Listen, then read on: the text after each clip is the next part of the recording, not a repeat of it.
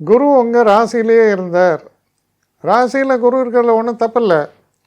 ஆனால் ரொம்ப ஆக்டிவாக இருப்பீங்க, அலைச்சல்லாம் இருக்கும்.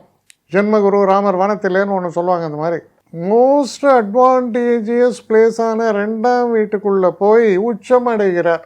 தனவிருத்தி நிச்சயம், நல்ல தனவிருத்தி உண்டாகும். 2ஆம் இடத்திலிருந்து அவர் பார்க்கக்கூடிய இடம் 6ஆம் வீடு. 6ஆம் வீட்டை குரு பார்த்தால் என்ன? சகல நன்மைகளும் ஏற்படும். எதிரிகள் காணாமல் போவாங்க, உங்கள்கிட்ட காம்ப்ரமைஸ் ஆவாங்க.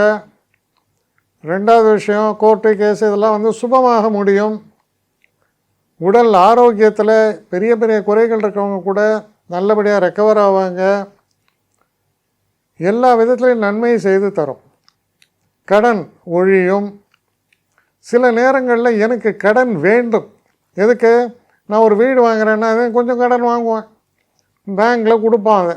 அப்போது நன்மையான கடன் கிடைக்கும், தீமையான கடன் ஒழியும், ரெண்டும் நடக்கும். அதுக்கப்புறம் இவர் பார்க்கக்கூடிய இடம் 8ஆம் வீடு.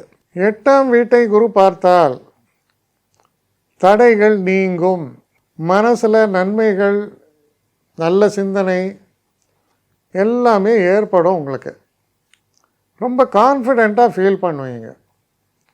இப்போ ரொம்பவும் முக்கியமான ஒரு விஷயம், 10ஆம் வீடு.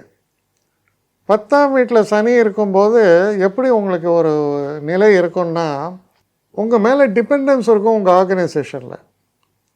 ஆனால் உங்களை எப்படி நினைப்பாங்கன்னா, ஒரு ரோபோவாக நினச்சிடுவாங்க.